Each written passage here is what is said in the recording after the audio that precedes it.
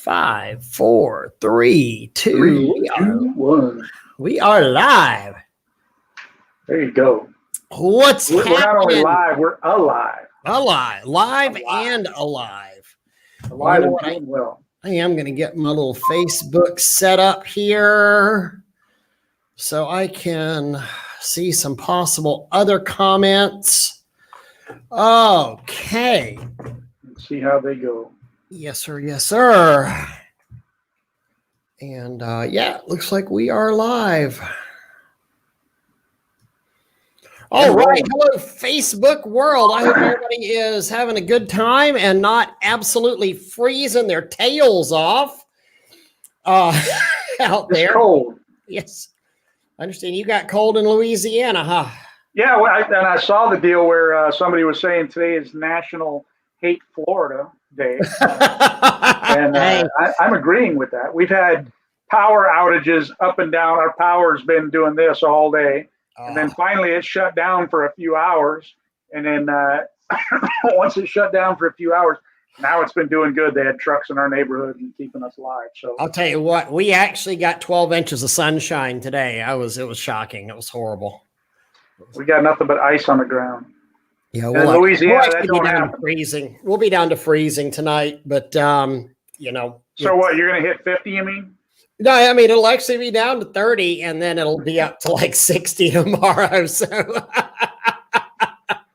there you go. Yeah, and we didn't do a lot of pre-marketing on this, but I called Doug. I had a little bit of spare time this afternoon. If y'all will notice, I'll be putting this comment here several times. If y'all click on this link, for the last couple of years, we've done the cleaning industry survey, do it over the winter time. And we wrapped up this at the end of January here this year.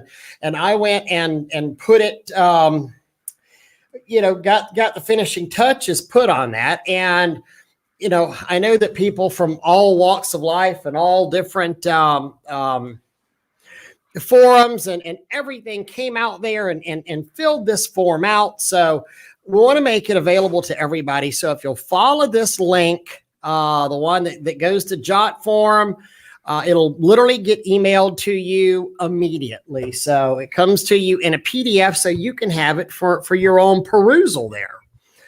And what's the reason we do this?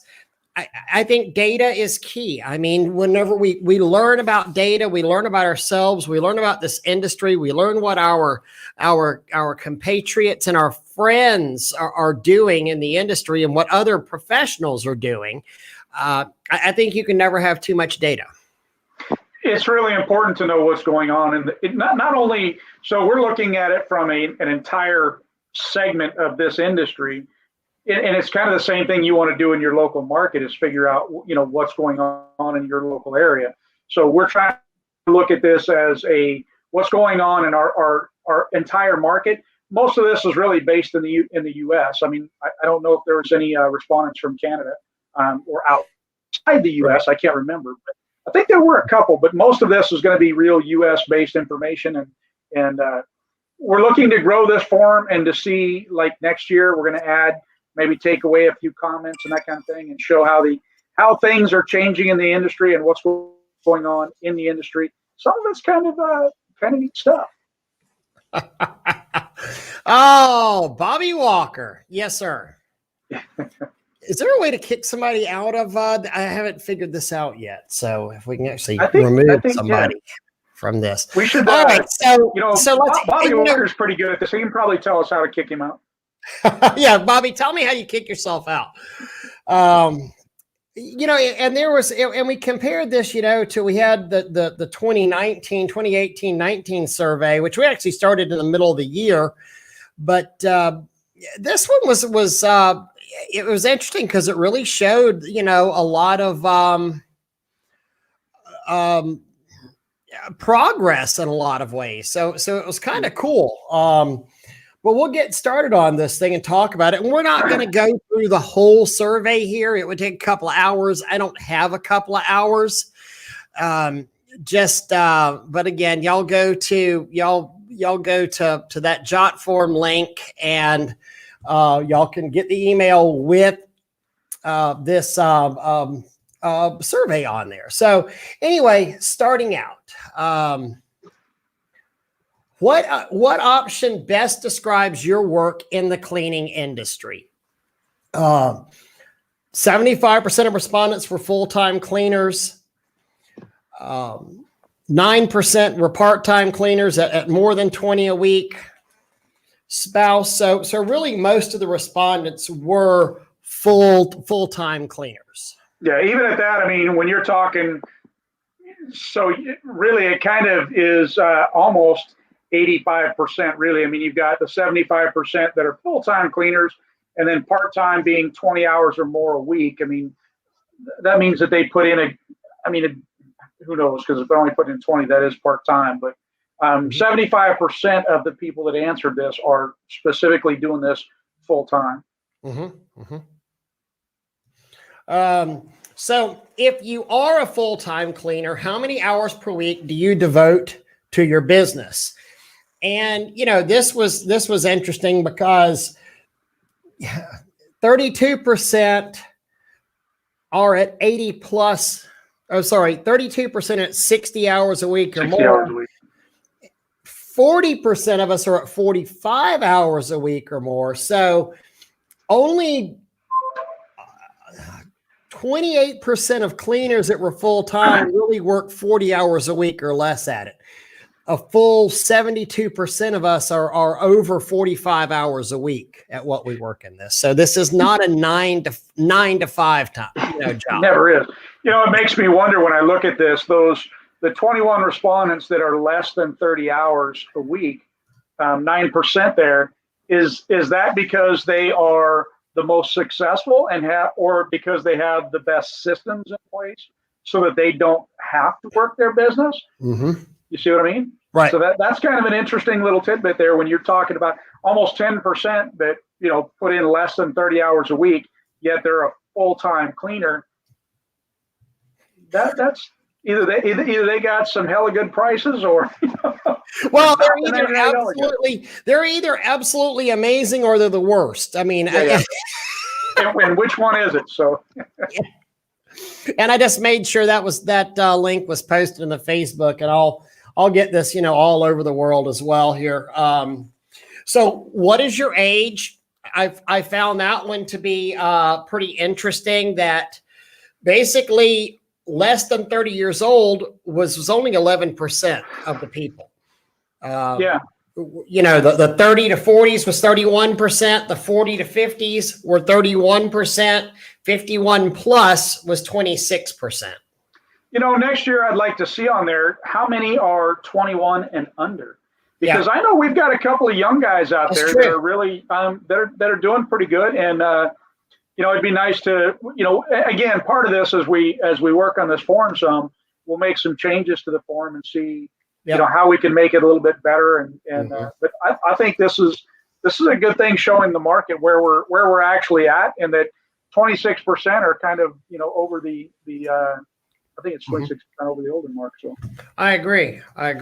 Doug, I'm going to hit this other one. I'm going to share this out in a couple of spots. If you want to,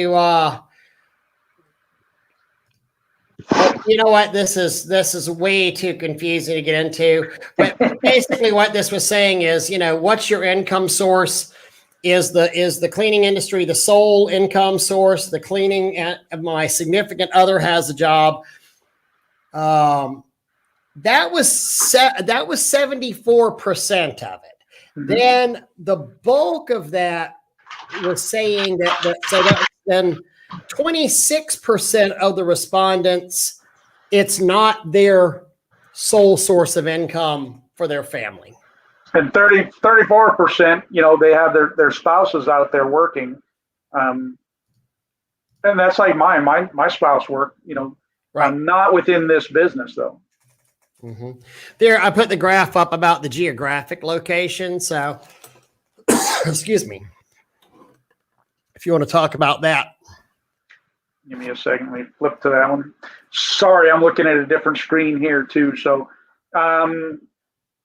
let's let's see, this is going to be the one number 6. So, the thing that got me on this too, Virginia. So everything Virginia and below is considered the South. I didn't know Virginia was in the South. Just throwing that out there, but anyhow. Kinda-ish, yeah.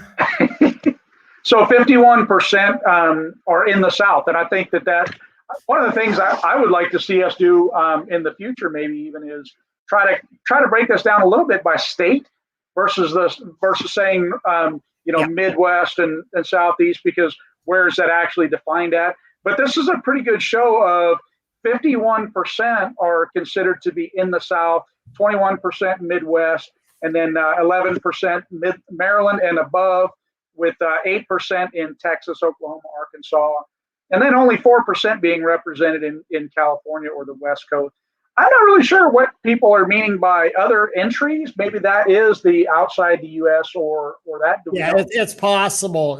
Maybe it was the other. Maybe 5% were from Canada or Mexico or Australia or England, or who knows. But the Midwest actually kind of surprised me on this one, to be honest with you. I mean, when you look at it, 21% the Midwest. I thought a lot of that was maybe not as much activity. Yeah. So that was kind of a surprising number for me. All right, next up. Let's see, what do we... So compared to 2019, my 2020 company production was, and breaking this down, it was, so 66% was higher than 2019. Mm-hmm. Only 19% was lower than 2019. And it makes you wonder what COVID did with all this, because, and again, going back a little bit with breaking it down some, next year we might consider breaking this down a little bit to the commercial versus residential as well. Because right. I know for my company, my commercial initially tanked and my residential took off. But then by the time everything kind of leveled itself out, my residential took off as well, or my commercial took off as well. So it's interesting to me, that 66% or higher, 19% lower. And I'm wondering what the impacts maybe of COVID had, if any.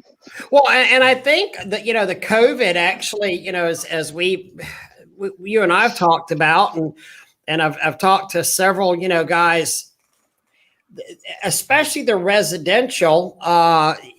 People were sitting around their house looking at how dirty the house was. Now, if you were a state office worker or all of a sudden now distance working and your paycheck wasn't impacted, and in fact, they did the stimulus checks too, a lot of people actually had some extra cash last year. So, extra cash and extra time to look at their nasty house. Right, exactly. And they were sitting there, exactly, staring around at the house going, ugh, this is awful. So that's actually a comment that I received on several occasions where, people had said, I never realized how dirty my house was until, they're forced, they're going cuckoo and they got to go out and walk around instead of sitting in the house. And so that was a surprising thing to me a little bit. Got that to a few different groups out there. If I missed anybody's group, it was not intended as a slight at all. The next slide is actually the one that kind of surprises me a little bit. Let's see. Do you think 2021 will be busier than 2020? Yeah, this is actually very surprising to me. Mm-hmm. That 94%. I mean, I think that's a lot of optimism right there. Yeah, a lot of optimism, and also a little bit surprising that 6% have a grim view of what's going to happen with them especially since there's a rise in numbers in 2020. Why we would feel that there's going to be a dip, in 2020. But like I said, 94% think, hey, it's going to be busier. Which, I mean, hey, I hope they're right. I really hope they're right. This one had some interesting little stuff to me. In fact, I'm going to do this whole screen just so people can see the verbiage on here. maybe a little better. But do you have health insurance that, a full 22% has health insurance? They pay through their pressure washing business. Their spouse has health insurance. I receive health insurance through my non-pressure washing full-time job. So 28% of people 28% have. Yeah. So, I mean, that's a significant number that don't have any type of insurance or, health insurance, which is that's a sad number to look at. It really is. It really is. But the cost of healthcare is so high. If we didn't, it's the same thing with myself. I mean, we have it through my wife's plan.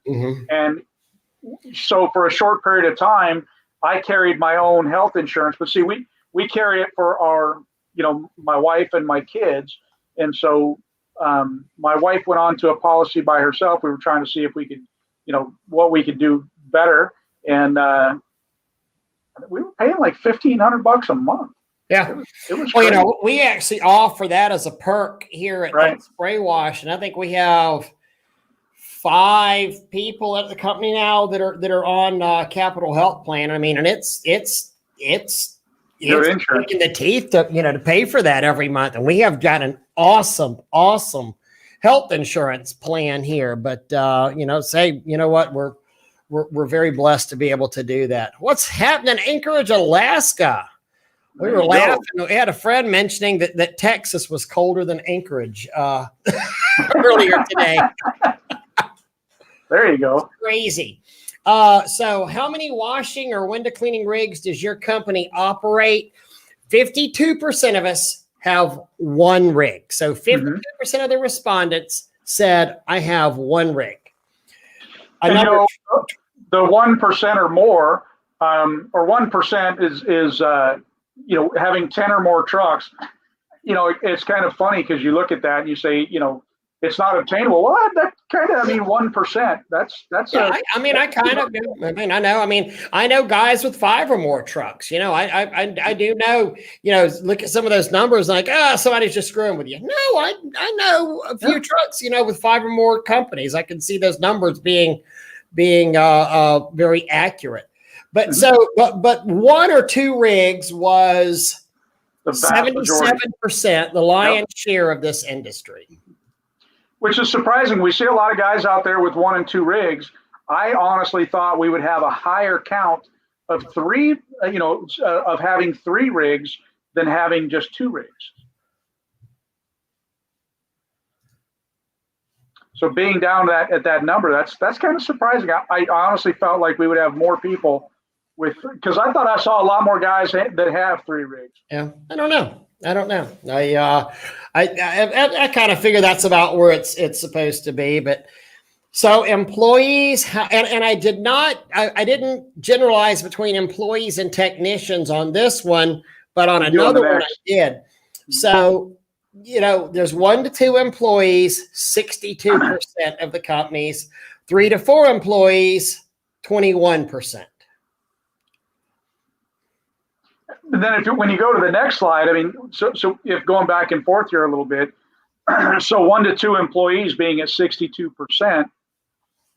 And then when the next slide, when you look at solo owner operators with 1 or 2 part-time helpers, 34%. And I have multiple full-time technicians being at 30. I think I'm getting ahead of us here. Mm-hmm. I'm going, but so the problem for me is I can't see the little screen, so I'm viewing on another. I'm going back and forth. I got you. Well, I bounce back and forth, but yeah, how many? So how many employees do you have, and then also how many cleaning technicians do you have? Right. So the solo operator with 1 or 2 part-time helpers, that's 34%. I have a full-time technician is 17. I have multiple full-time technicians. And then just me, solo operator. So the largest one was a solo operator with 1 or 2 part-time helpers. Mm-hmm. And that just beat out, I have multiple full-time technicians. Right. I know it's probably a little confusing. I want to change the way I write that. We write this next year. So Well, that's part of the reason for doing this, though, and part of the reason for making sure, because it does, like last year's numbers, everything from last year shows growth. That's number Right. one. Yeah, And there then was number a lot of two, progress compared to the 2019. So exactly. to describe your business, that was an interesting one. 89% want to grow, want to grow, want to grow. So,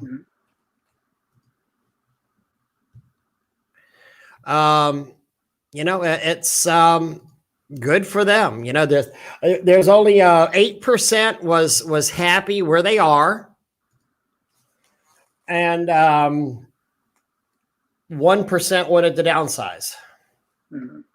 Yeah, so I want to expand and grow my business. 89%. I think everybody, for the most, I mean, that's a pretty telling number that the vast majority of people are just looking for growth and expansion. And few people, 8% being at that. Look, I was actually pretty happy with where my business was at before I sold it. It wanted to grow. I really didn't. So I was kind of in that 8%, and I think you are as well, in that 8%. That's exactly where I am. My business wants to grow, but I don't really want it to grow right now. Hey, John Sacco, he just joined us. This number is shocking. Is very shocking to me.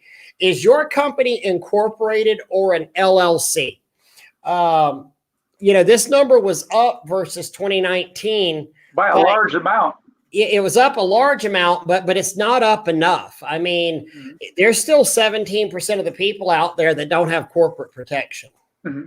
And that's amazing when you think about what the corporate protections can do to you, and you don't want to have somebody come in and take everything that you're building. So, I mean, it's great to see that we've got a great margin moving towards that incorporation and getting that corporate protection.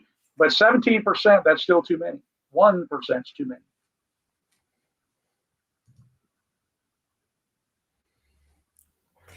Somebody made the comment, Mario Joseph, most people on the sample seem like small without insurance and looking to grow. Actually, I think you'll be real surprised about that, Mario. Keep looking around, or, write in there for a copy of the report. It'll be emailed to you. Lot more than just a lot of small guys without insurance. I was very impressed with how many people have insurance. Yeah. So do you have salespersons? 20% yes, 80% no. What's up, MTH Power Wash? Welcome. Do you want your company to expand services? Which, I mean, I changed this. This was not expand size, but expand services. Services, yeah. Like if you're not doing roof cleaning now, do you want to do roof cleaning? 60% yes, 40% no. That's a pretty big number on the no side as well. Right. When you talk about it, you see a lot of stuff in the forums and in the groups where people ask about getting into different services. Like one of the biggest ones I think about is the Christmas lights and all that. So that's an expansion of services, or windows expansion of services, or hood cleaning. And to have 40% say no, I'm actually impressed by that number. And the reason is, I think too many people I like diversification. I think being diversified is really good. But at the same time, focusing on something can help you grow and bigger and better in that one thing. Right. So I'm surprised by these numbers as well. Yep. So do you have general liability? This one was really made me happy, except for the 2% that don't have it. Right. And then the numbers on the next page, I mean, I'm really proud because, this one was like 94% last time. Right. But whenever we get here to the next slide. The general liability limits. Oh, I think I just skipped one. I think you did, yeah. I skipped, so I was pushing it. What is the limit on your general liability insurance? Yeah. This one really blows me away. In a good way. Yeah, I'm amazed. So starting at the 1 million, and the numbers kind of get a little screwy here, but I'm going to blow this up so everybody can see. So starting at 1 million and above, 39% have 1 million, 49% have 2 million, and 8% have more than 3 million. So where's that? That's basically 40 plus 50, 90, like 95% have more than 1 million. Yeah. I think that's amazing, you know? Well, and then that 8% number, if you remember back, I'm trying to think of which slide it was back previously. I mean, it's way back there, so don't try to pull back to it. I'm trying to go back, but the now I'm not going to find it as quick as I want to. There was an 8% number as far as the growth and the sizes of the companies. With more than 10 employees, I think it was, is that I was thinking about, was at an 8%. So I kind of felt like those numbers corresponded with each other a little bit. And I should have been a little bit more prepared. That's one of the things we kind of put a couple of double checky, you know, because like you said on there, how many people didn't have insurance? And we put a couple of trick up questions in there to make sure that things were correct. And so the numbers do seem like they're corresponding correctly. Yeah. So the ones with more than 10 employees, it was exactly 8% that had more than 10 employees. So I wonder if the two numbers correspond with each other. Right. That the ones with more than 10 employees, 8%, and then more than 3 million, also 8%. Does that mean that those two categories go together? Yep. So do you have additional umbrella insurance policy? 44%. Yes. I mean, they're so stupid cheap. I don't see why everybody doesn't have one, but damn it, this is just, we are going to have, which reminds me, I missed it today. We are going to have an insurance person on, and we're going to talk about, not today, not here, not now, but we're going to talk about umbrella policies and things of that nature to get, because I think a lot of people probably still don't understand the protections that an umbrella has for you. Right. And I think a lot of people still don't understand, in some of the forums that we see and the questions that are posed, I think a lot of people still don't really understand where insurance really protects them and where it doesn't protect them. Exactly. I agree. So what best describes your company? 50% are primarily residential, 7% are primarily commercial, and so 43 are a blend of both. Which those are numbers that I would say, you know, seem kind of normal there. Yeah. You know, specialized business, do you partake in any of these?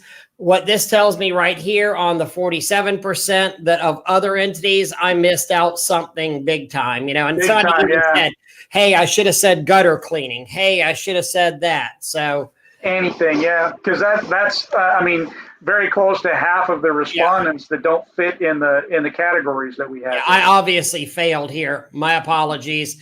You can have all your money back that you spent on this survey. Full refund. Do I get any money back? Yeah. Right. Double. Yes. Yeah. Any paid or free groups you're currently affiliated with? Spray Wash Academy at 27%. Spray Wash Pro at 17%. Journey of a New Entrepreneur, 11%. PWNA, 11%. And PWMCA, 6%. 6%. So it'd be interesting to know what the other entries are as well.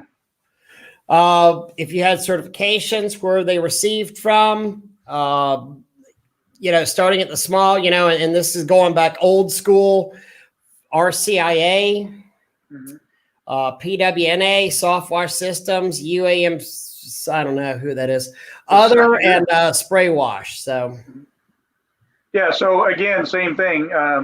The other is a surprising thing in there. You know, we've got WCA and things like that you know are important.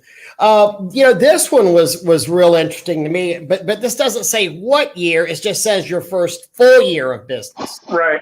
And I think this is where the guys who are out here saying, hey, make $30,000 a month programs and seeing all of this, this is where you guys really, really need to understand this. I mean, 58%. 58% made less than $50,000 their first year. Mhm. Another 21 made less than 75. 5,000. So that puts us up to 79% of less than $75,000. Really, if we start looking at 100K and above, we're only talking about 11% of people that did 100K above, In their So I don't first know year, yeah. what you think is going to happen that's so magical about this, but chances are you're not banging out $100,000 in your first year. I'm not saying you're not going to. I'm saying the chances are. And then you got to keep in mind too, there's nothing in here that's stating, where you started from. In other words, the people that hit over $100,000 their first year, did they have a financial backing behind them that allowed them to catapult themselves, in this business. So, sometimes when you look at it, if you can go out and you can spend, $60,000, $70,000 on a truck and equipment, and buy two of them to start with, maybe. I don't know anybody that does that, but I do know of people that have started with very expensive skids, nice trucks in the very beginning, and they had the financial backing just to come out with, television ads and all these different ads that would help you reach that over $100,000 in your first year.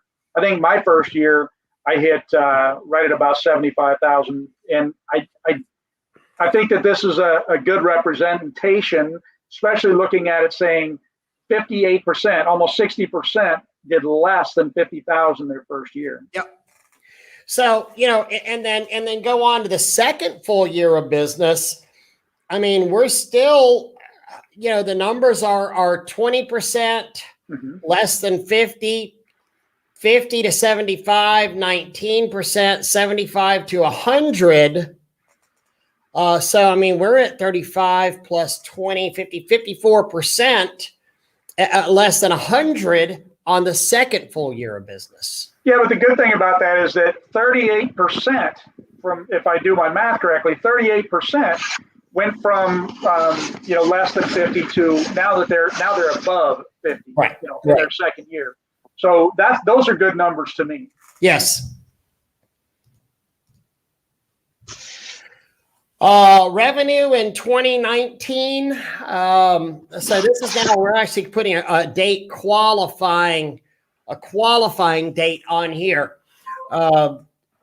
So in 29, I mean, because face it, some of these could have been 30 years ago, 20 years old, on those other numbers. Exactly. But so in 2019, we had 21% were less than 50.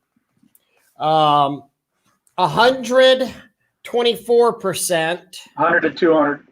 100 to 224, 200 to 350, 13, 350 to 500, 9, and then other entries were 13%. So if you go in and you look at that too, you go back to that, the 350 to 550, or excuse me, to 500 is at 9%, right? So we go, and then the other entries, which I would have to assume is above that 500,000 mark, maybe. But I'm going back to that 8% thing we were talking about earlier. Right. Yep. It makes sense. So really then if we look at 2019, if we look at the lower end of the spectrum, we're at from less than 50K up to 100K as a full 41%. So a pretty large amount. We're still under 100,000, which is still great money for a single owner operator, Yeah. At what point did you hire your first employee? Started with employees, and these numbers are really fairly evenly split. You don't see a massive thing. But the largest one was after 2 years. So 26%, the largest metric out there, did this after 2 years. After 2 years. And I know, like for myself, I mean, I would say, I mean, not necessarily hiring employees, but using, so right off the bat, pretty much I started using helpers, and I used a service, a temp service to have those employees. So my first actual employees that I hired and brought onto my own payroll was after that first year. So it would be really getting towards that second year. I used a temp service until then. Right. I wonder about that too. How many people have used a temp service to gain their employees instead of actually having any? Right. It's very possible. This actually goes in there real strong with that, what we had on the, are you incorporated, but do you maintain a separate business banking account? 98%, no, 2%. Yeah. And that's a huge number too. And that's good to see. I think when you're looking at insurance and everything else, the two numbers surprise me based on insurance a little bit, or incorporation. I'm sorry, not insurance, but incorporation. But it's good to see that people are at least trying to maintain a distance between themselves and the company through their bank accounts. So, it really, guys, if you're not incorporated and you don't have a separate bank account, run your business like a business. Mm-hmm. This actually really surprised me. What best describes your equipment? 51% truck and trailer combinations. And I don't know why, but I really figured there'd be more people using skids. Mm-hmm. Only 21% using skids. That's, and I think everybody would assume by a skid, we're talking about a pre-made skid, not, again, the homemade side of it, but pre-made skids, I think is probably where this goes. I'm surprised as well. I thought there would be more people using pickup mounted skids, but the biggest one being the truck and trailer combination, and then followed up by flatbeds and then box trucks. Mm-hmm. I would love to see that number. We didn't have this in the past, but I know I see a lot more flatbeds now than I saw before. So this is one that was I don't know, I want to say surprising, but I build my own rig. So almost 60% of respondents are still building their own rigs. Mm-hmm. Yeah, I'm a build my own rig kind of guy as well. Right. And it's not necessarily because of a money thing, though when I started, it was a money thing. Right. Building my own rig helped me to understand what it is that I do. And most skids don't fit my style and what my guys do, kind of a thing. Mm-hmm. But in looking at it, 26%, I have both store-bought and homemade rigs. That's a surprising number for me as well. And then 16% I purchased pre-made rigs. But if you figure that, I'm in that 26 because I've got three rigs that are store-bought. Mm-hmm. I've got my flatbed that's homemade. The other flatbed that I'm about to have is going to be homemade. So, this is a number that blew me away. Do you have hot water capabilities? 53% of people said yes. And I'd be interested in that to know what they do. Like we had hot water skids, but barely, excuse me, sorry about my whole throat thing here. But barely ever used the skid. So when I had a hot water unit go down and then had a need for it, and actually I went out and I rented it versus repairing simply because it depends on what you do with your business. Right. My business didn't really need the hot water capabilities. Yeah, you're primarily residential. There's probably not a lot of need for that. Well, we do a lot of commercial as well, but the commercial side of it is the building cleaning. So we're not necessarily. It's funny because buying the Cyclone and all that, we're not like gas station cleaning and that sort of thing. So most of our concrete, if we clean concrete, is large parking lots and stuff where I really didn't need to heat. Maybe it's an area dependent thing. But most of our commercial stuff is building cleaning, so we just didn't need hot water. I thought that was very interesting. I used to always say, and whenever we were doing hoods, if you wanted to, if you always wanted to make sure, you had a operational hot water unit, make sure you had have at least two of them. Two of them, yeah. I would say three, but hey, Yeah, three. Two's good, three's better. So, I don't know which user is asking this question because it just says Facebook user.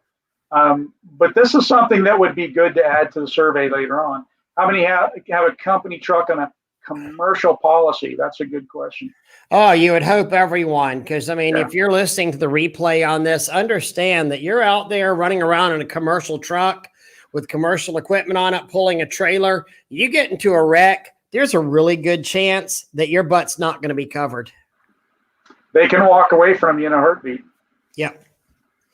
And leave you on the whole thing. This is one that would have been very different from 2 years ago, 3 years ago. Do you use a proportioning or a metering device? And 70% were yes. Yeah. And look, I'm gonna just for the heck of it, I'm gonna plug Tim Hazelton here, and just because if you think about the growth of proportioning systems, that wouldn't be here if it wasn't for really two people. One is going to be Tim Hazelton, and the other is going to be Ray Burke. And the reason is, Tim invented the thing, and Ray Burke pushed him to bring it to market. And this right here is proof positive. 70% of respondents are saying we now use a metering device. That's a huge number in the market. Yeah, you think that's been a change in the market there? I mean, I think that's been impactful in the market, and I know a lot of guys are probably sitting here and in groups and in Facebook where we've not, maybe they don't know. There's been so many new people, but understand 5 years ago, there was no such thing as a proportioner. People were not. I mean, I know there's been guys going, "Oh yeah, we've used those before." And I mean, I've offered $1,000 Show me the pictures. Give me a photograph of that. Even though this would screw one of my closest friends getting a patent on it, it would screw him. If you gave me this, but give me $1,000 of this system in use. Prior to 5 years ago, and nobody, that could ever sit there and produce a photograph. But right. Before but they'll say it. Yeah, they'll say it. But before then, people batch mixed. I mean, there was not a sustainable metering device like the proportioner until it was brought to the market by the Power Wash store and invented by Tim Hazelton. The other thing that's surprising here, 30% that don't use a metering device at all. And for me, it's you're really holding yourself back. I mean, the metering system, the proportioner is a absolute complete game changer. So I'm happy to see the 70%. And I just want to, while we're talking about it, give the plug to Tim because he is the one that brought you and Tim for inventing it, you for helping bring it to, the masses here. And I mean, you think about the massive amount of money that 70% of people are saving are, directly related to you and Tim. Yeah. So when we get a what types, it looks like 31% of the respondents had the original proportioner. 28 built their own. 20% didn't have one. Another vendor purchase model is 11%. So Softwash Systems had 4% of them. Right.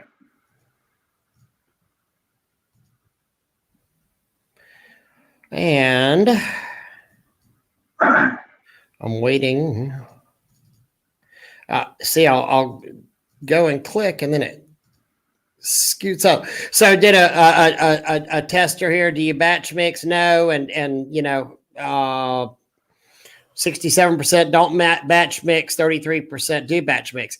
And that's one of those kind of double check questions there. Right. There is something to be said about that, because there are some people that only downstream. There are, believe it or not, there are people living in areas that don't use bleach. Yeah. There are, one of my very good friends, he actually called me and says, "Hey, how do I put this bleach down?" I thought it was kind of funny. And the guy has absolutely massive company. And I was like, "You're kidding me, right?" He's like, "No, Ray." He's like, "In 20 years, I've never used bleach. We use a degreaser. We're washing dirt up because we live in a desert, not washing not an area that needs bleach." Right. Yeah. Well, what gets me too on this one is that 33% do you batch mix? 33% said yes. No, this is X-Jet. Do you have an X-Jet? Yeah. And then back to the 30% that said that they don't have a metering device. That's what gets into that other percentages. There's 3% difference in that question.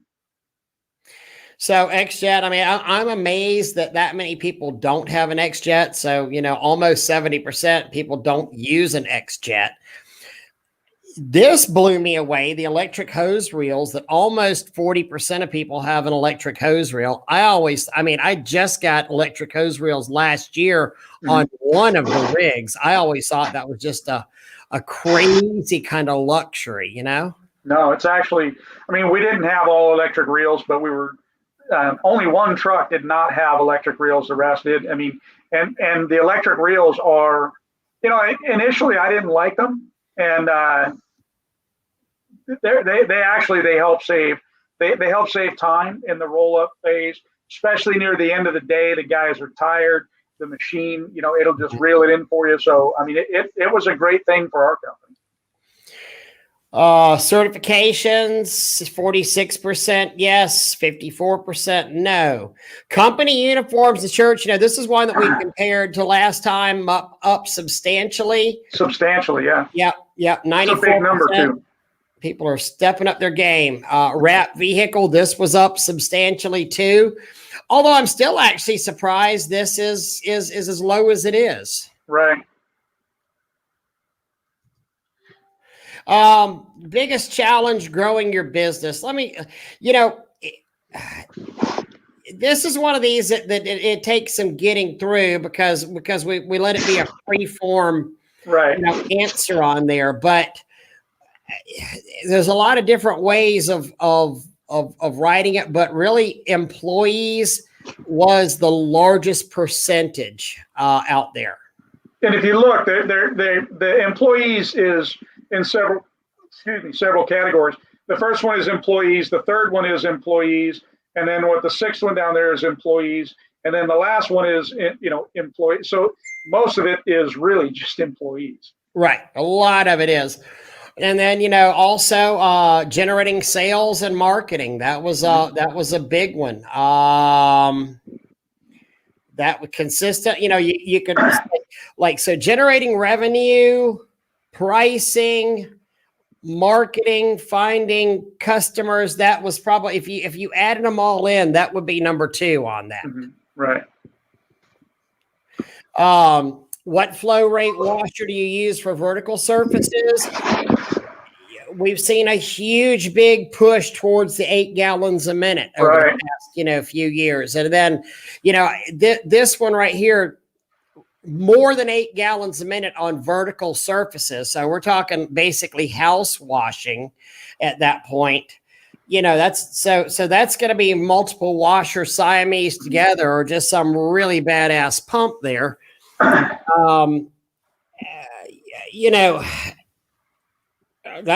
I bet that number wouldn't have been anything like that 2-3 years ago. But yeah. You see more Siamese, and so 8 gallons or 8 gallons a minute more, that would be 52% of the people. I'm shocked at that. Well, yeah. So 75% that are over 5 gallon a minute and above. Right. So then if we go on horizontal surfaces, so flat work, we're at 48, 43, and even higher amount there. So now we're at 48. Another 5% more, yeah. Yep. But I think that shows too, like you were saying on the hot water thing, not being commercial. Well, we do a lot of commercial, but not, on buildings, not flat work. And so this here, it's only showing a 5% difference in that, and what is that? 48 and 26, 40. So, same, almost close to the same, a little bit less on when you're looking at it from the 75% standpoint using 5 gallons and above. Right. Oh, wait a minute. Yeah, I was missing that whole more than 8 gallon a minute thing. Yeah. So only 17% are. Only 17% are less than 5 gallons a minute, which says a lot for the industry. That's a lot, right there. If you're really using the professional, great equipment. Yeah. So what's the biggest challenge you face in the industry? And I want to go back here. Biggest challenge in growing your business. What I look at the challenge you're facing as different than growing. Exactly. Again, employees, marketing, $99 guys, finding good help, finding good employees, getting my upgrades, setting up the website, age, finding. Well, luckily, there's not many guys that are. I mean, there wasn't a whole bunch of the responses on here really, but like even the $99 guy, I'm glad that there's not as many people focusing on the $99 guy. You follow me? It's because we don't need to focus on them. They don't mean anything to your business. I love this one. I am my own worst enemy, destroying old habits, creating new ones while growing, and having a child less than a year old eats a lot of hours. But amen, brother. I don't know who that was because this was anonymous, but you are your own worst enemy. We always are. Finding technicians, cash flow, time management, basically, to shorten that up. Employees, finding the right customers, education, working capital, employees. I mean, it's just, so a lot of these are ones, but every time you scroll down, employees is in there. Right. Spending money in the right places, the damn Florida heat. Low baller companies, getting more business to go full time. I mean, it's a lot of these things are the same things over and over again. Did you attend any of these industry events in 2018, 2019? Now, this number right in here is really surprising. The 153 empty that did not respond. It's shocking to me. And man, get out there to an industry event. Absolutely. These things will. And that was pre-COVID. When you're asking, did you attend any of these events? That's 2018, 2019. So that's pre-COVID, which means that there's a lot of people that aren't going to any industry events at all. And you'd be surprised at how much an industry event can change and catapult your business. Change your life, Oh, See, please list any upcoming events you plan on attending. 179 are empty. So really surprising to me. Guys, get out there. I'm telling you, it'll be a game changer for your business. There's so much you can learn. There's so much, the camaraderie, the networking is amazing at these conventions.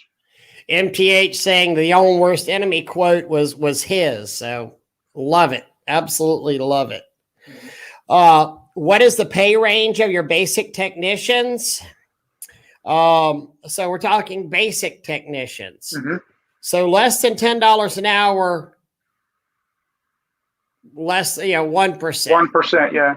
Thank God, Yes, absolutely. But 10 to 15 an hour, 37, 15 to 20 is 49%. So almost 50% are above $15 an hour. So if you add the $20 an hour in here, right. So really we're at 62% are above the 15 or 15 and above. Yep. Which is a good thing. I mean, when you look at this, I hate to see anybody below that $15 an hour mark. It just, well, of course, everybody's going to be above 15 an hour soon, right? Well, I mean, how the hell can you? I mean, it's like, well, my employees always leave me. It's like, well, yeah, because you don't pay them enough. Exactly. And they're going to jump ship on you. And the only way that I can see, like, just to have an argument here, if your guy is less than $15 an hour, the only reason I can see that is if you're offering benefits as well. So because then that you have to equate that into the pay range. If you're paying for their health insurance and you're paying for their dental or, those kinds of things, those are in a way kind of part of the wage. They're not. But Oh, no, I mean, but benefits are definitely part of the wage. exactly. So on the lead technicians, the pay range of your lead technicians, 48%, 15 to 20. Yeah, It's the same thing with, 48 and 49%, basic and leads. So 25. So really 47% of the industry is paying their lead techs more than $20 an hour. Mm-hmm. And that's good. Yes. Because it takes it. As an owner, do you pay yourself a monthly salary? Yes. That really should be, so as an owner, do you pay yourself a monthly salary? That should be 100%. I'm just saying. Yeah. Do you use Facebook for marketing purposes? 75% said yes. Mm-hmm. 25% said no.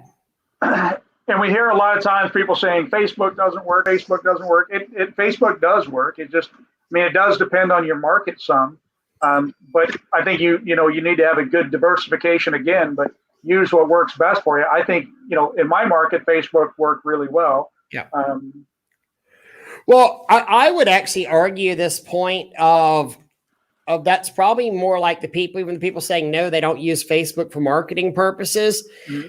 They are probably unwillingly using it for marketing purposes. If the customers know your name and they can find your profile, you're using it for marketing purposes because they're checking up on you. Mm-hmm.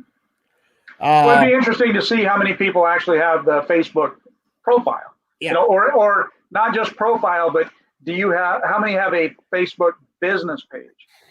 And I have that. So do you have a business page? 97%. Yes. Yes. Right. So that goes back to what you just said a second ago, that they're marketing. They just don't realize they're marketing. Exactly. Mm-hmm. Exactly. So do you have a website? Not 89% yes, 11% no. Mm-hmm. Surprising that you would have a no. Unless you're brand new to the industry, and a lot of people, I know the argument is that Facebook is now my website, and you should still have your own independent website for SEO purposes and search purposes and that sort of thing. So I'd like to see that number get smaller and not have even 11% out there. I was surprised about this. Do you pay an outside source to help with SEO? That 56% of people are saying no, they don't. And mm-hmm. with as many people as I see out there, advertising, you would think there'd be a lot more people paying for it. I'm kind of, this is a hard one for me because, and the reason being is, I'd like to see that number higher, but I'd also like to see it lower. I guess for me, it's more about the quality of the SEO practices that are being done, because a lot of it I don't think is done correctly out there, and I think a lot of it's more selling something that you're not necessarily getting. And I was talking with somebody recently about it, and I know we need to keep this down time frame wise, but SEO, if somebody's selling you something and they're saying, we're going to have you on the front page of Google within 2 days, they're probably selling you a bill of goods. Anyhow, I'll get off of that soap opera. Oh, they probably are. Yeah. I missed one. Do you run paid Facebook ads? And I wish I would have followed this up with, do you pay somebody else to do them, or do you do them yourself? So a full 44% of people are saying no, but 56% of people are saying yes.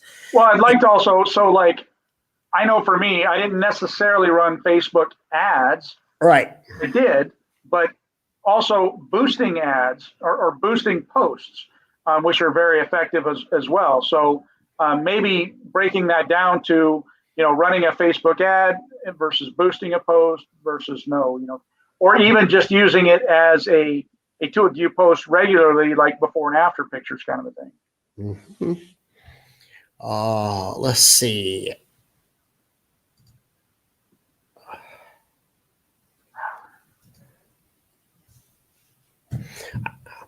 How many hours a week on cleaning forums on Facebook? So you skip the personal development one. See how you Oh, are. yeah, skip personal development. Yeah, I'm personal development. Yeah. All right. So how many hours per week do you spend on cleaning forums on Hold on, Facebook? I went back. My thing's just skipping here. How many weeks on personal professional development? Less than an hour, 23%. 2 to 5 hours a week, and 5+ is 32%. So good. I'm glad that the lion's share. So 77% are spending more than time on personal and professional development. Exactly. Do you watch YouTube cleaning videos or subscribe? Almost 70%. Yes. Right. That do. How many hours a week do you spend on cleaning out forums on Facebook? Now we know this is probably a big lie. Yeah. And then it depends on what time of year. Like right now, they're probably spending a lot more. Yeah. But yeah, 52% saying that they spend, 2 to 5 hours. And now again, this is per week. I think this is a lie. Oh, I thought you meant per day. Damn. Yeah. And then the same thing with the 1 hour or less. Yeah. Biggest problem in the cleaning industry today, non-regulation, low ballers, cheap work, pissing contest, low price newbies, lack of knowledge within the professional ranks, companies that operate illegally, crews not removing exhaust fans to gain access to the duct. This would be a hood cleaner there. There you go. Promise of big money and little work in the industry. Too many pop-up cleaners, chucks in the trucks, not well trained, not professional. Uneducated people trying to clean. Guys who haven't been time tested, selling pipe dreams of longevity to guys without a business clue. Amen. And just a quick point to remind everybody, if you want this form, we'll talk about it again here in a second, but if you want this, all the details sent to you, just email us or send it to the job form link is down below. Fill everything out in the job form link. Is that correct? It's down below. Yeah, job form link is that. I'll have it in the Facebook forums too. Get your copy. You can see. And you can.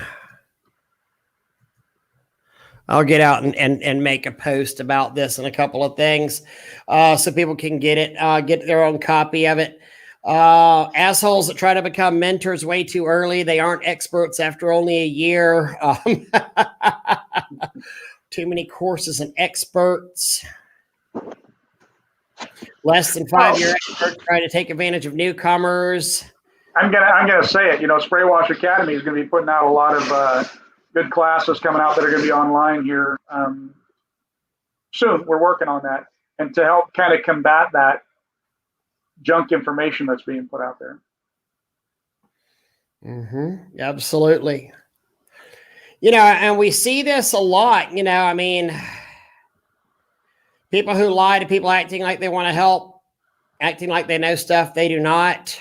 Yeah. Influx of poor quality work being done by new businesses. Startups that don't charge enough.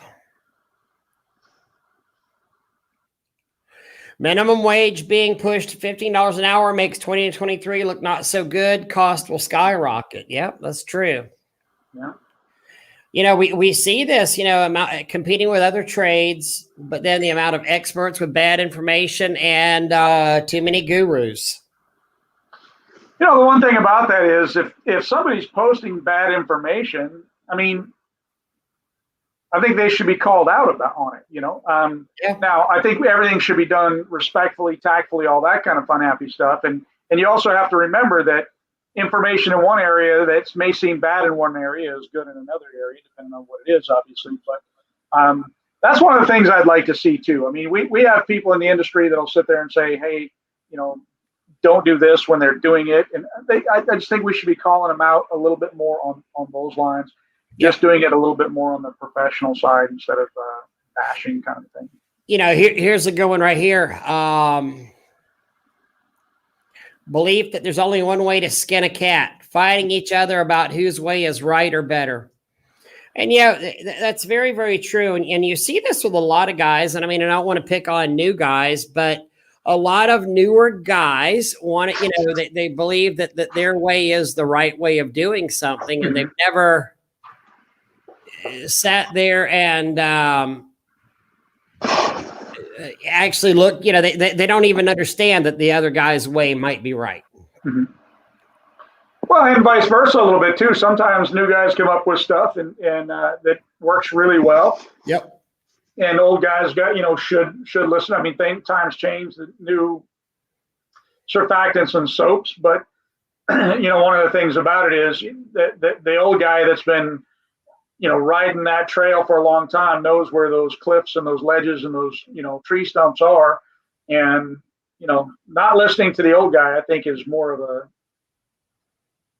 stupidity, I guess, is the best way I'm going to say it. I love this one. The biggest problem in the cleaning industry, Ray Burke. Yep. Yes. 100%. Absolutely. Censorship. Experts do not want someone to show them up with correct information that contradicts their information. So they tend to censor those people so that when they give a class, they can make as much money as possible with no confrontation. They need to subsidize their pressure washing business because of lack of profitability. Interesting. Yeah, when you're talking some of them new guys, I completely agree with that. If you're talking about especially like Ray Burke and I, of course we censor everybody, kick them out so that they don't, show us up, of course. Right? Yeah, it's funny in any of our classes. I mean, we don't have a lot of confrontation, but we've certainly always explore other opinions and always looking for other ways to do things, Yeah, we want the right information out there, nothing else. If an educator isn't willing to talk about other ways and differing ways, then they're not a very good educator. Then they're not a good educator, exactly. You have to be willing to look and explore and understand that there are, just like we were saying a little bit ago, changing times and different ways and different processes. And, as a good example, Ray, you were talking before about somebody that actually upstreams bleach, right? That's absolutely wrong. There's no reason to upstream bleach, right? No, absolutely, wrong. Absolutely the wrong way to do it. He is doing it so wrong. Guy makes millions doing upstream. So who's right and who's wrong? Yeah, it's like, man, Brian, you gotta rebuild those cat pumps. He's like, yeah, I do. Hey, you know what? That's the whole thing about different ways to skin a cat. And here's the guy doing what'd you say, $4 million a year, I think, and he's upstream. Like 3. Let's not get all crazy. Let's not get all crazy. Yeah. People teaching wrong or bad methods, and so it's interesting. It's interesting that a lot of people are realizing that it's a lack of training. I mean, it's bad training from the people selling stuff, and it's also a lack of the training as well. And the people the people that are doing it are untrained. So, I mean, if you look at this, it's really, really a lot of training out there. Goes back, but at the same time, this is why we need to call out the guys that and again, maybe I don't know if it's a respectful issue or something, but hey,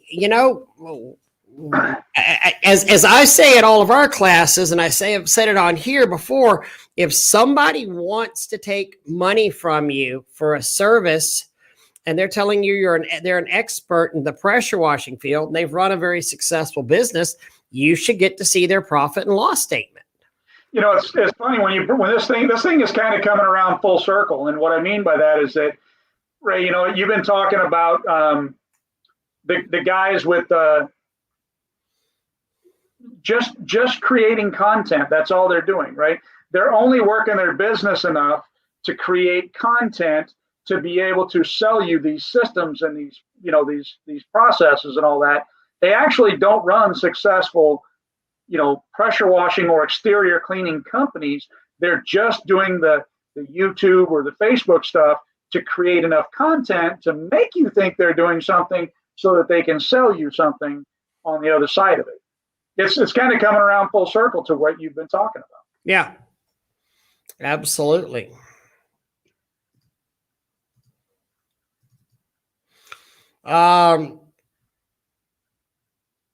YouTube experts, insurance premiums, too many chiefs, not enough Indians, new people giving advice. I mean, so many.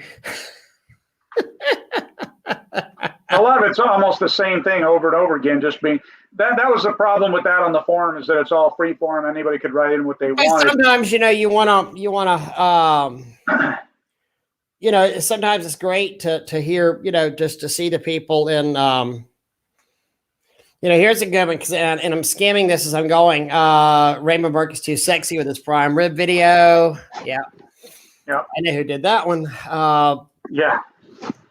Lack of knowledge and people's understanding of what is required to run an actual business. Most power washers locally simply buy a power washer and say they have a business. This leads to poor workmanship, which ultimately leads to clients not trusting. Lack of actually wanting to be in the best, no pride in end product. Lack of customer service. I believe the service industry as a whole has really declined in what is considered great customer service, which helps the ones that excel in customer service, but ultimately, again, leads to untrusting customers that want cheaper pricing and more opportunities for the businesses that literally seek out money. Pride, excellent service, quality of work, and the power of knowledge are essential for being successful. Mm-hmm. Pride in your work and go ahead. I'm sorry. Well, I mean, it's true though. And as we've said in our classes, so many times, there's guys that sell, we're all selling bleach. Some sell it for $30 and some sell it for $300. Yeah, $30. You want to sell it for $30 a gallon or $30 an hour? Do you want to sell it for $300 an hour? It all depends on you. We all have the ability to do this. I would much prefer to.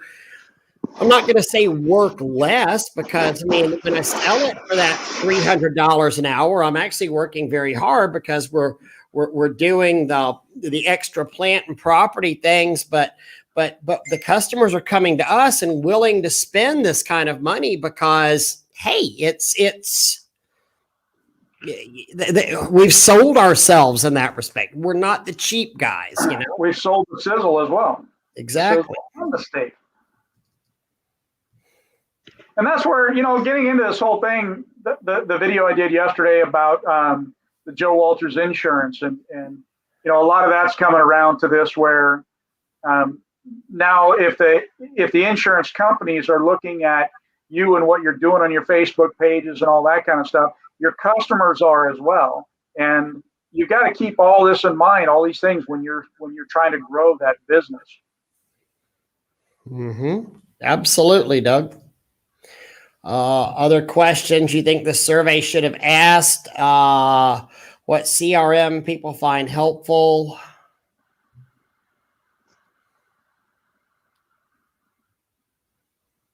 It would be nice to have a better CRM out there. I love House Call Pro. I am so happy with House Call Pro. I love it. I absolutely love it. I know you're not particularly fond of window cleaners. Actually, I love window cleaners, but I do believe whoever wrote that, I do need to start including IWCA in here.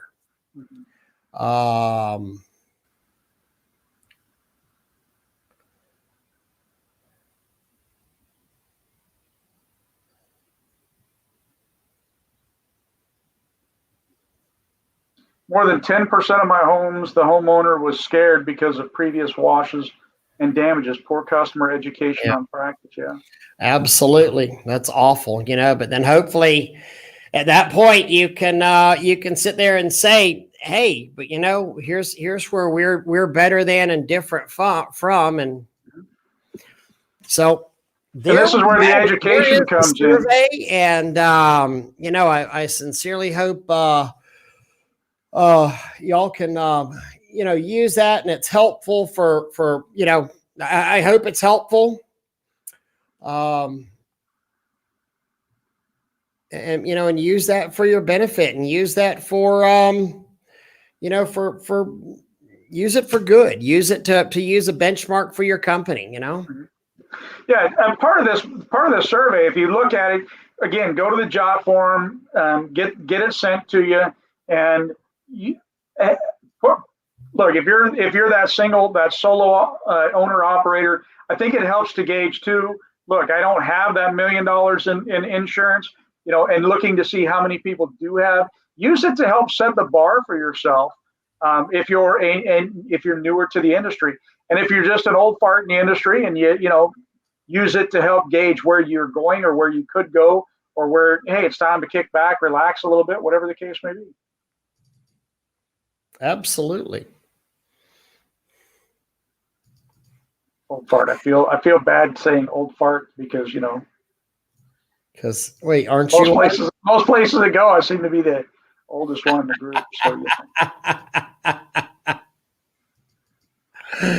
So can't be a young pup like you, Ray. Yeah, I don't feel young. Golly, I don't feel young. So, but like I said, I'm gonna make sure I have this link out here on all the places that we put this. So, couple of questions here on came in from YouTube. Anyone downstreaming a house with a J-Rod? I can't find out which J-Rod is good for my machine. Can someone help? Yeah, I mean, you're gonna need Skylar. You're gonna need a J-Rod with a nice big soap tip on there. 42 PSI, 4 gallon per minute Honda. Somebody said the J-Rod should match with the 4 gallon. I mean, the J-Rod is really just the holder. Yeah. It doesn't include the tips. And again, this is why I recommend you call the power wash store.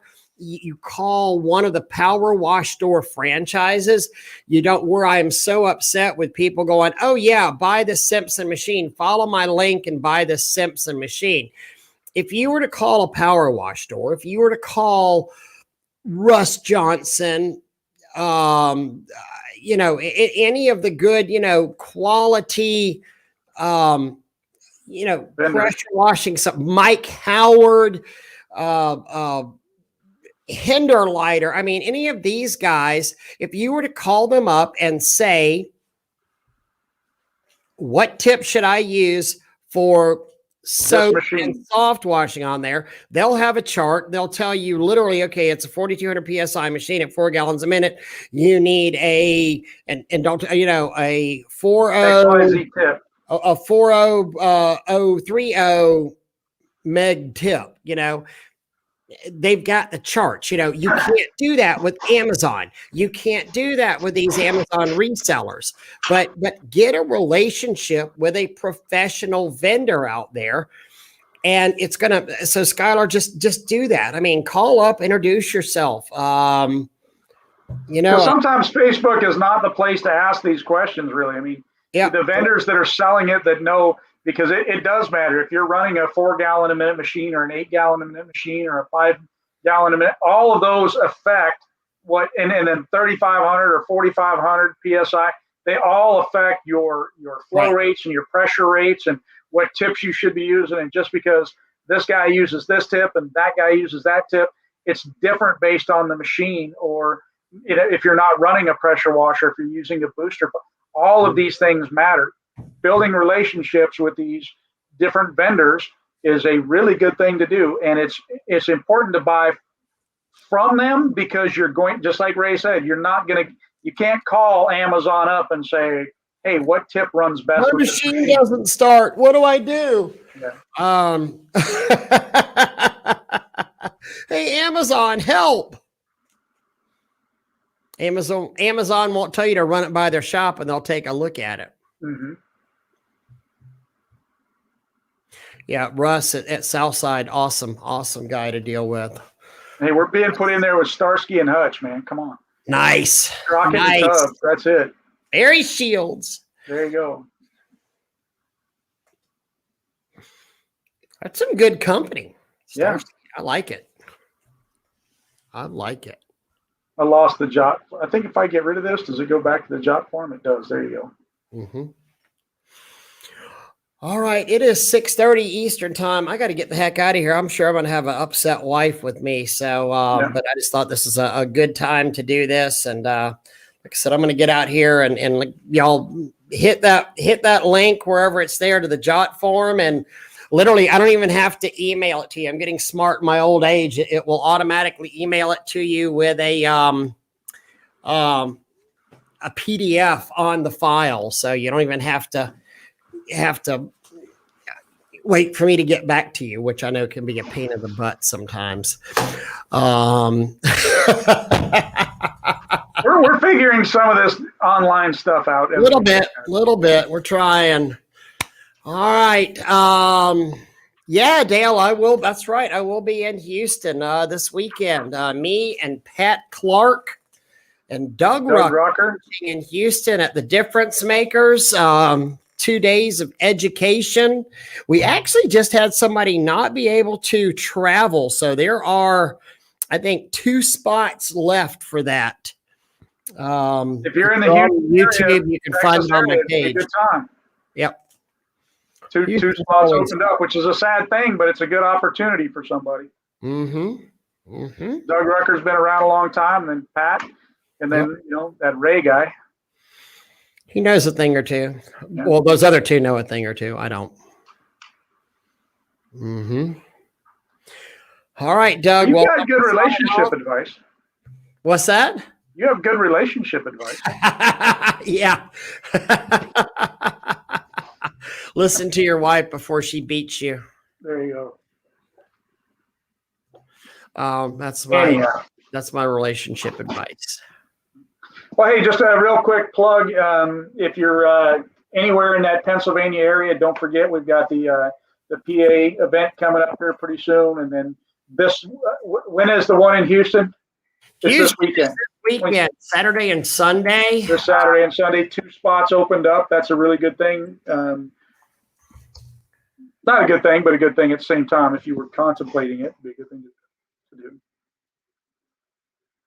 And then Eric Elisa is York, Pennsylvania, and that's Friday and the last Friday and Saturday of the month. I have to look at my calendar to see what that is. What, the 26th and 27th, where we're doing, Doug and I'll be doing plant and property protection there. And then, so that'll be. Don't forget the huge convention. I think the prices already made one jump on the huge convention. I'm not positive, but I think they're is it $249 now for the huge convention? So get your tickets now before they go up. Mm-hmm. That's going to be a good convention as well. And we'll see what else we can get done. Plus, don't forget, we're going to be going online with some classes pretty soon. That's going to be awesome. Yes, sir. All right, Doug, I will talk to you a little bit later. Let's get out of here. Sounds good. See ya. Bye. Bye, everybody.